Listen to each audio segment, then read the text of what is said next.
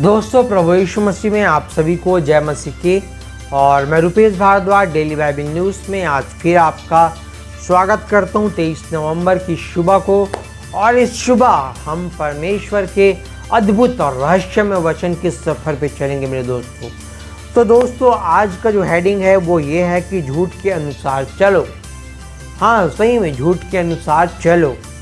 अब ये क्यों हेडिंग मैंने दिया है, ये आपको वीडियो पूरा देखेंगे तभी आपको समझ आएगा।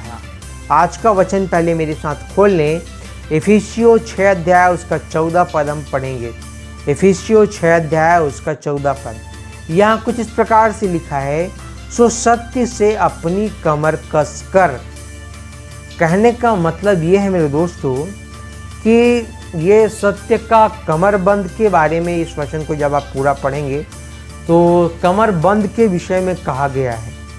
कमरबंद जो होता है मेरे दोस्तों, वो जो सैनिक थे पहले रहते थे वो कमरबंद आज भी बांधते हैं, बेल्ट बोलते हैं उसको। और इसी कमरबंद में उनका तलवार लटकता था। ये सत्य से अपनी कमर कस लो, मतलब ये कमरबंद सत्य का होना चाहिए। और सत्य क्या चीज़ है वो आपको पहले समझना पड़ेगा। तो पहले मैं आपको बता देता हूँ, ये कई यहाँ इफिसियों में कई हथियारों के बारे में बात किया गया है अपनी सुरक्षा के लिए, अटैक के लिए। सुरक्षा के लिए तो टोप या बहुत सारी चीज़ें हैं, मगर ये जो बेल्ट है इसी में तलवार लटकती है। तलवार ही एक ऐसा चीज़ है जिससे आप सामने वाले पे हमला कर सकते हो। ढाल से आप सिर्फ रोक सकते हो, पर हमला करने के लिए आपको तलवार चाहिए। और तलवार को रखने के लिए आपको कमरबंद चाहिए, नहीं तो आप तलवार को हाथ में पकड़े कितने टाइम तक रख पाओगे। इसीलिए कमरबंद होना ज़रूरी है ताकि हम उसको लटका सकें, ज़रूरत के समय निकाल सकें। तो यीशु मसीह ने कहा मेरे दोस्तों कि मार्ग, सत्य और जीवन मैं ही हूँ। तो सत्य स्वयं यीशु मसीह हैं, क्योंकि शुरू में जब हम यूहन्ना में पढ़ते हैं कि आदि में परमेश्वर ने आकाश और पृथ्वी की सृष्टि की, और ये उत्पत्ति में है। और यूहन्ना 1 अध्याय का 1 पद में जब हम पढ़ते हैं तो परमेश्वर ने वचनों के, परमेश्वर स्वयं वचन है। और उसके बाद आगे जब हम पढ़ते हैं तो वचन देहधारी हुआ, और वचन देहधारी होने के बाद तो वचन ही सत्य है। यानी आपको वचन ही पे डिपेंड रहना है आपके हर काम पे। जो भी काम आप करते हैं उसमें आप परमेश्वर को प्रार्थना करके करें, तभी आपका जो काम है वो सफल होगा। तो सत्य जो है मेरे दोस्तों वो प्रभु यीशु मसीह है और वो वचन है। आप वचन के बाहर जहाँ कदम रखे या वचन के बाहर आपने जो भी काम किया वो झूठ में आ जाता है। और जो भी वचन के अनुसार आप काम करते हो वो सत्य के अनुसार आ जाता है। तो मतलब झूठ के अनुसार क्या होगा फिर? झूठ के अनुसार बहुत सारा चीज़ें मेरे दोस्तों, बहुत सारी चीज़ों में हम झूठ बोल देते हैं कि उसके बाद हमको चिंता हो जाती है कि हम पकड़े जाएंगे कि नहीं पकड़े जाएंगे। शैतान जो है वो झूठा है और झूठ का पिता कहते हैं, जिसे परमेश्वर ने प्रभु यीशु मसीह ने कहा है। तो मेरे दोस्तों,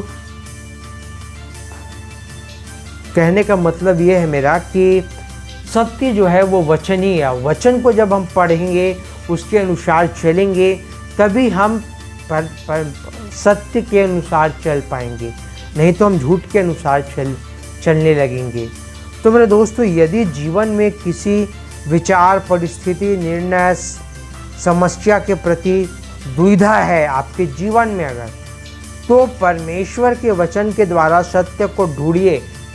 अगर आपके जीवन में किसी प्रकार का प्रॉब्लम है, चाहे आर्थिक हो, शारीरिक बीमारी, तकलीफ, कष्ट हो, या मानसिक हो, शारीरिक, आर्थिक, मानसिक, सामाजिक, जो भी प्रॉब्लम हो मेरे दोस्तों आपके जीवन में, तो सबसे पहला काम आप ये करिए कि परमेश्वर के वचन के द्वारा सत्य को ढूंढिए कि आखिर में सत्य क्या है, वचन क्या कहता है इसके बारे में, कि मेरे को ये इसको कहीं ले जाना पड़ेगा, कि घर में ठीक हो जाएगा, कि प्रार्थना में ठीक हो जाएगा।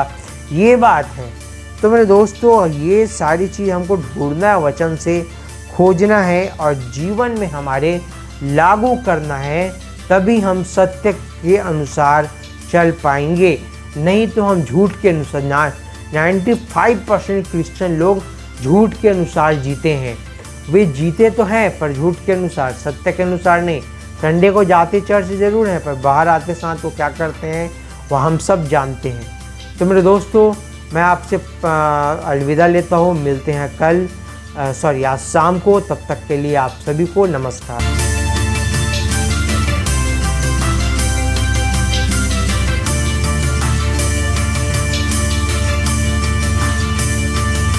इसी तरह और भी हमारे भारत देश के लिए बड़े बड़े प्रोजेक्ट हैं, जिसके लिए यदि परमेश्वर पिता आपके मन को उभारता है तो आप अपनी आर्थिक सहायता राशि दे सकते हैं। आप डायरेक्ट हमारे बैंक अकाउंट में डाल सकते हैं और UPI के जरिए भी आप अपनी मदद राशि डाल सकते हैं। नीचे दिए गए QR कोड को स्कैन करके, अन्यथा डिस्क्रिप्शन में दिए वेबसाइट के लिंक को क्लिक करके भी आप अपनी मदद राशि दे सकते हैं। धन्यवाद।